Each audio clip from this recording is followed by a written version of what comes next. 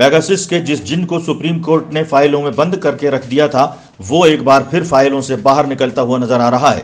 यह जिन्न किसी के काबू में आएगा या नहीं, यह तो भविष्य ही बताएगा, लेकिन यह तय है कि इससे अनेक जिम्मेदार लोगों को खासी परेशानी जरूर होगी।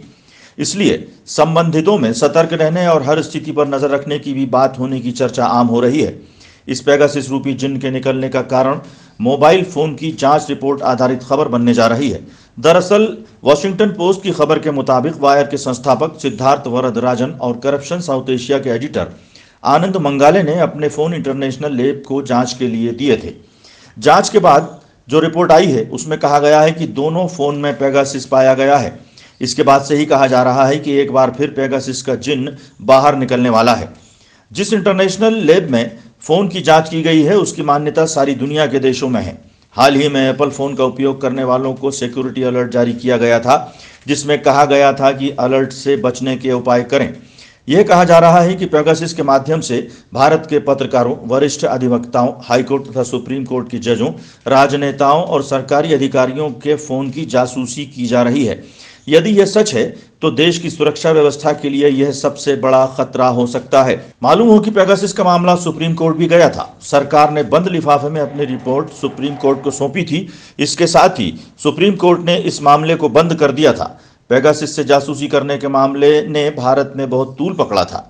सरकार ने विपक्ष की मांग को भी दबा दिया था। सुप्रीम कोर्ट में जांच बंद कर दिए जाने के बाद यह मामला ठंडा पड़ गया था।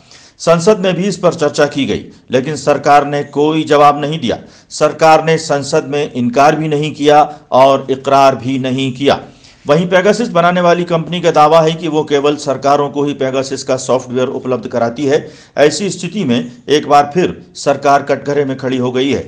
भारत सरकार ने अभी तक स्वीकार नहीं किया है कि सरकार के किसी विभाग या सुरक्षा एजेंसी ने पेगासस की सेवाएं ली हैं, लेकिन वॉशिंगटन पोस्ट ने इंटरनेशनल लैब के माध्यम से यह खबर प्रकाशित की और बताया है कि लैब में जिन दो फोन की जांच हुई है उन दोनों में पेगासस पाया गया है।